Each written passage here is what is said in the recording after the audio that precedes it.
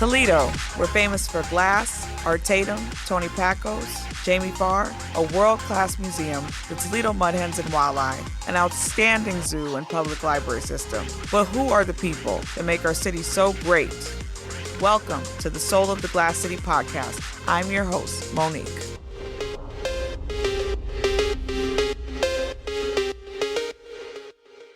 Hello, everyone. I just want to say again, every time I come to my own show, I always am so excited about who is in the building, like as if I just got the best guests on earth, and this is one of them. So I would like to introduce the Angela Lucas. Hello. Drum roll, please. Can you start by telling our listeners where you're from and how Toledo became your home? Yes, of course. First of all, thank you for having me. I'm happy to be here. So I am from East Toledo, proudly, and I was born and raised in Toledo. So been an East Sider most of my life. I literally thought you weren't from Toledo because I think you came back because of a certain someone. And is that the story? Like, no. Okay. So you're making up stories. No, right? Okay. No. I no. You know what? I remember an old story where I thought, if I'm not mistaken, that you and your husband met in like a club or something. We did, but it was a club. Oh, here. Okay. Now he did live in Atlanta for a little bit, and I went to Atlanta with him for a while, but it was like non-consequential. Okay. So no, I didn't make it up. I just didn't remember. It's just maybe misplaced. Yes. But that's still cool though. Okay, thank you. You know, when you are local and you meet somebody in those serendipitous ways. Mm-hmm. Yes. Okay. So you built businesses, led in public service, and still chose to go back and finish your degree recently. So congratulations on that. Thank you. What was happening internally for you during that season, and how did that experience shape your thoughts and purpose, and as well as your personal growth? Well, a lot was going through my mind internally at the time. So, it's a lot to juggle 3 businesses, 3 kids, a husband, school, all of that. So it was pretty stressful, to say the least, but it was always something that I had promised myself that I would go back and finish. And it was now or never, because there was never going to be a perfect time to do it. So it was just something that I wanted to do for me, and I wanted to hold my own word to myself, and I wanted to make sure that I finished what I started. And you graduated from UT. I did, What did you get? So I did a liberal arts degree. I've just kind of put my head down the last couple years. And, most people didn't even know that I was in school because I had only told a handful of people that I was in school. And so when I graduated and, everybody found out that I had graduated, everybody was like, what? Wait, you were in school? Like, we didn't know you were in school. Because for me, I just didn't, I was focused. And when I focus on something, I'm kind of locked in. And I didn't want the questions about, how's it going and all that, even though, it's good intentions. I just wanted to have my head down and finish the thing, right? And I had to be focused on that and not get distracted. So there was a lot over the years while I was in school, having TolHouse and all the things that, I missed. I missed a lot of events. I missed a lot of parties. I missed a lot. But that was just what had to be done for me to do what I was doing. And so it's interesting because it was really honestly just something that I did for myself. I wanted to complete what I had started so many years ago, and I wanted my children to see that. And also what came of that was not only the self-satisfaction of finishing, but I had so many women, even in my own circle, that I didn't know that hadn't finished. And they were like, that just inspired me to register, like I'm finishing this thing, which is always, right, such a blessing when that wasn't even the intention. And now they're like, yeah, I start in the fall, I start in the summer. And I'm just like blown away by that because, I think maybe had I known that so many people had that, on the back burner of their lives, maybe I would have been more public about, hey, I'm in school. You didn't know. I didn't know. But yeah, so that's been a really cool experience. And it was amazing to have my children there. to be able to, just witness just a milestone for me. And so, yeah, it was good. And, that's done. And now we move on to other things. Was there ever a moment you felt like quitting? Like, would it have been Yeah. easier? Okay. You mean just a moment Yeah, or like a lot of moments? maybe a lot of moments. Yeah, I can imagine. So Absolutely. you say the right room changes everything. Can you take us back to a room that changed you, whether it was a conversation, a table, or a space that shifted how you saw yourself or your future? Absolutely. I will never forget the room that changed, I think, the trajectory of my life. So I was, just a young girl, just trying to make it, just had really big dreams. I knew I wanted to be somehow in public service, maybe not necessarily in politics, but just like, I wanted to be at the table. And I didn't quite know how to do that. And I certainly obviously didn't have the education to just, barge my way into these rooms. But a series of events just worked out. And I found myself, it was the Cherry Street Mission Board. I had actually just walked in and was like, hey, I want to volunteer. And the CEO at the time said, volunteer, why don't you join our board? And I'm like, okay, yeah, And so here I am, I'm walking in and, at this table, there's, doctors and lawyers and business people and all these people at the table, and then little old me. And so I didn't have a clue what these people were talking about. I was just happy to be there. And, but it was his faith and trust in me. And whatever he saw that I didn't see at the time, he really took the time to mentor me and believe that I was worthy to be at that table. And so I remember my first year on that board, I said basically nothing because I didn't know what was happening. And we were talking about budgets and finances of the organization and all these different things. And I just took that entire year to just learn everything, like research what they were saying. And I just kind of just took that year to absorb everything I was hearing and understand it and ask questions and things. And then obviously post that, I felt pretty comfortable, being there and participating in the conversation. But I do believe that was the room that changed my life because I had somebody who believed in me, somebody who gave me the opportunity when nothing about my life or my credentials said I should be at the table. He saw whatever he saw and he put me at the table. And I learned a ton from that I could probably spend this entire episode talking about, but I won't. We would love it, but we're on a time. And so, that was absolutely the room that changed my life. You've worked inside city government and now shaped the city through entrepreneurship and in real estate. How did your time in public service change how you approach leadership and responsibility? First of all, I learned the importance and the power of being somebody who was trustworthy when I was in that position.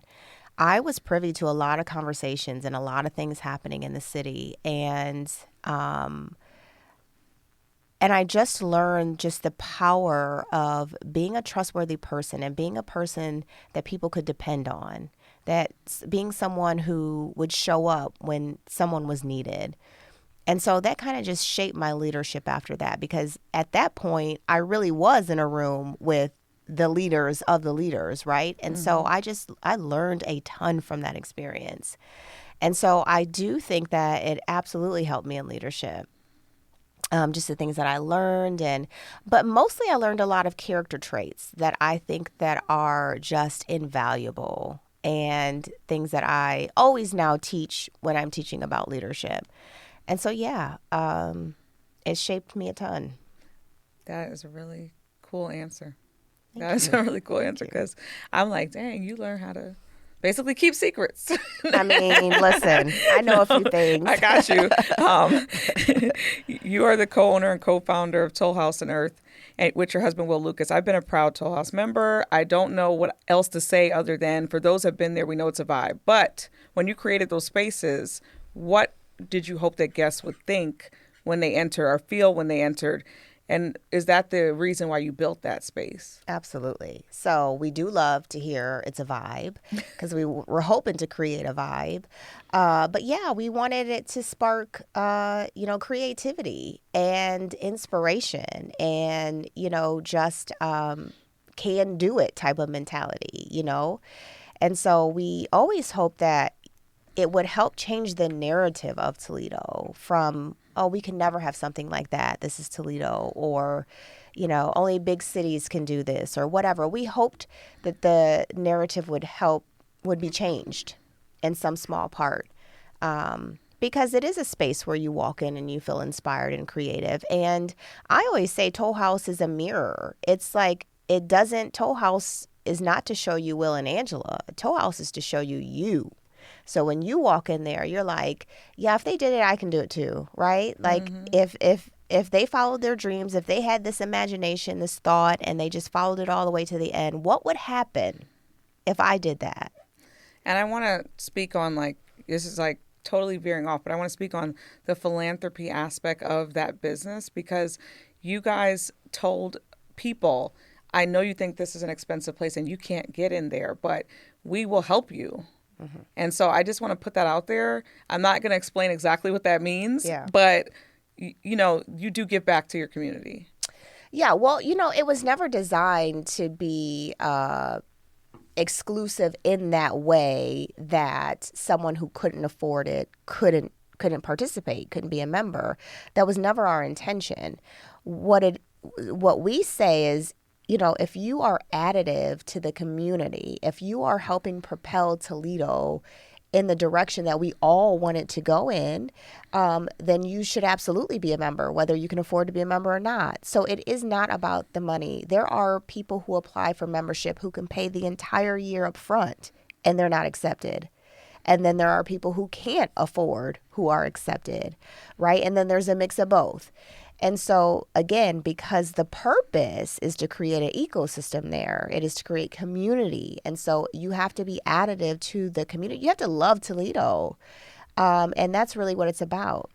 When I saw Will post something that was like promoting community togetherness, I was like, see, that's what it's about. Yeah, it's all about community. Absolutely. Through your organization Made with Purpose, you work closely with women who are searching for clarity and alignment. What patterns do you see showing up again and again for women who look successful but feel disconnected? What are the women afraid to say out loud in those rooms? I think that they need support, and so we wear a lot of hats as women. You know that. We talked about that before the show started. We do a lot. And we need support. We need community. And so I think that that's one of the biggest things as women in general that we are lacking is that support, that community, that, I got you. Do you want me to pick your kids up because you're running late from work, or, et cetera, et cetera. So I think that most women are really, desiring that. And I know I always did. And so I'm just trying to help create that and foster that. And the second part of what I said was, what are women afraid to say out loud in these rooms? Well, I'm not really sure, to be honest, what they're afraid to say out loud in the room. I think, from talking to me like millions of times, what I used to be afraid to say out loud. What would you say that was? Oh, I don't know. But what I will say is that I think women in general are afraid of their power. I think that they know they have some power, they recognize it, but they're afraid to walk in it because they don't know what that's going to look like. That's true. Yeah. I can relate to that because I say all the time to myself that I'm my only and worst enemy. I don't think I have really that much opposition that I could say can take me down, but except my mind. So definitely always need that encouragement. Yeah, I think that's true for all of us. Mm-hmm. What is one belief you constantly have to help women unlearn? Yeah, I think just what we just talked about. They need to, not them, because myself included, we need to unlearn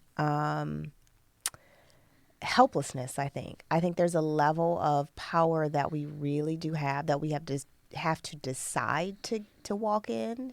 And I think once we decide to do it, we'll be unstoppable. My ex used to call that The victim mentality.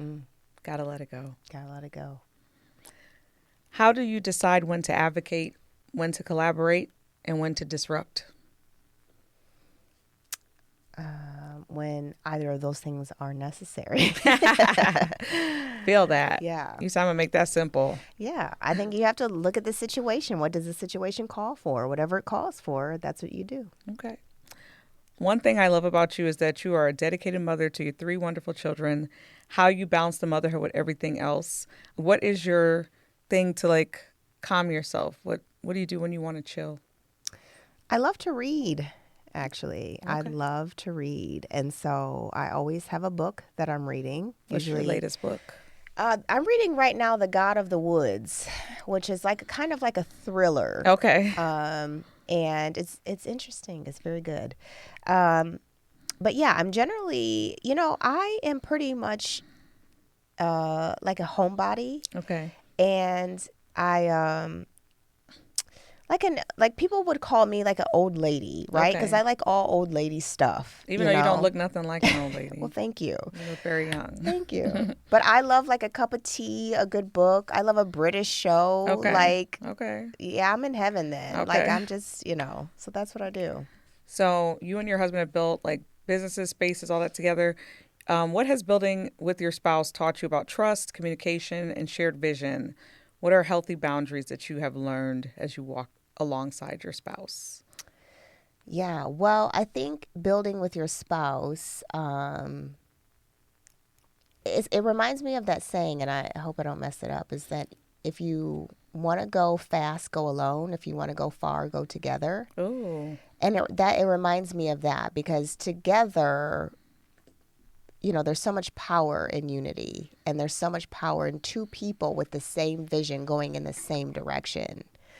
So I think that part is really powerful, and that's what I've seen from that. And then you have that built-in support, right? When things get really tough, you have somebody who understands how tough it really is. Now, on the flip side of that, we're absolutely human, and we're like, okay, maybe I need to go over here for a minute and you go over there, because we don't always agree and we don't always get along.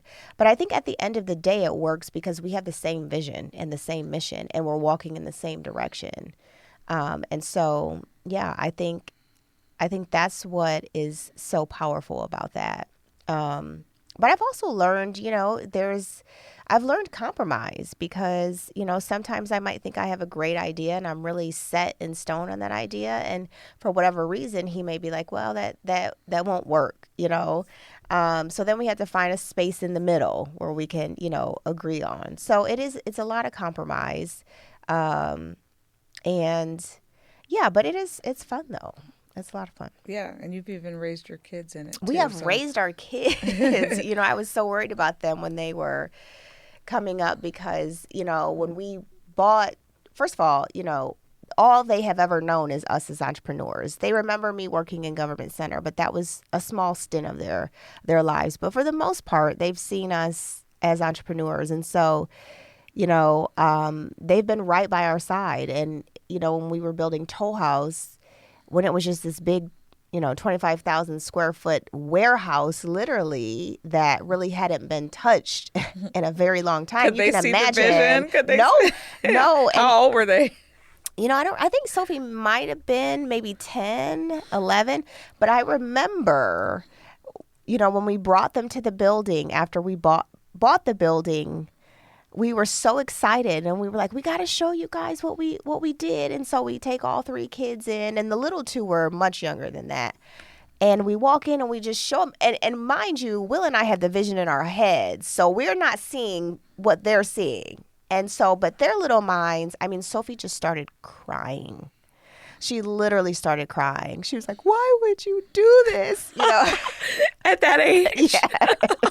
What is this? So funny. Because she saw just what she saw. A big empty building. A big empty building with trash and so much wrong with it. And like, are my parents crazy? Can we update to the future? How does she feel now? How does your daughter Well, I hope that, You should ask her today. She's a teenager. She's not going to say anything nice say, I right really now. don't care. Yeah. We're going to talk about that too. She's not impressed about anything we do, Yeah. let me just tell you Yeah. that she's a full-on teenager. Oh, And please. so, I got but so many stories. maybe later in their lives, they'll be I like, got oh, you. okay, my parents actually weren't crazy. And, you know. And speaking of entrepreneurs, what advice would you give to other entrepreneurs that feel pressure to compromise their values or their beliefs as far as like what they want to do? Don't do it. 0%. 0%. I love when you like have them straight answers. Like, I don't even want to elaborate on that one. And just don't let them sway you. Yeah. How do you want Toledo to be different because you are here in it?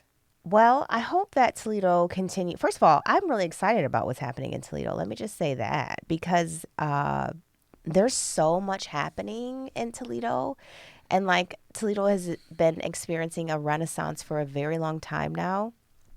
And I think it's really exciting to see. So I hope that my part to play in this is just continuing to help with that effort, to continuing to invest in Toledo, and just do the best I can while I'm here, do well with what I have and be the change I want to see, which is what we're trying to do. So we just are happy to be participants in that. But like, as with anything, it's not one singular person or it's not one singular business. Like there is so much investment happening in Toledo. There are so many companies coming. Look at what the Metro Parks is doing. I mean, I could go on and on. And so it's like collectively, we are all coming together and doing this thing. And that's where the power is. It's in that collectiveness. And so I'm excited that we just are like at the table, you know what I mean? And so, yeah, I'm thrilled for what's happening. I feel like the world is watching. Yeah, I think it's our time. I think that it's our time. And I think that we deserve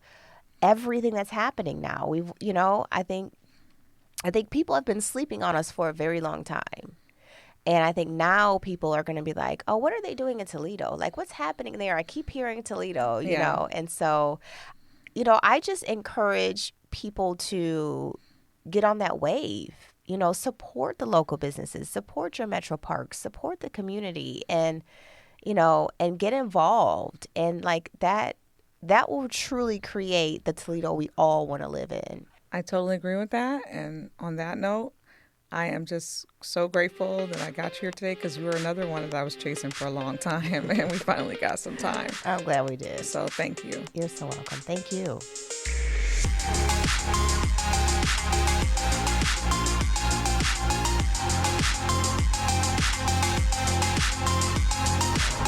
Thank you everyone for listening. I'm your host and producer, Monique. My executive producer is Chris Pfeiffer. Join me next time for another exciting episode of Soul of the Glass City podcast. For more information, if you have questions or comments, go to wgte.org/soul.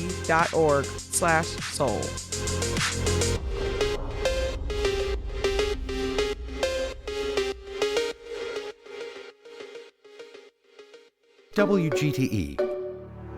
Voices around us.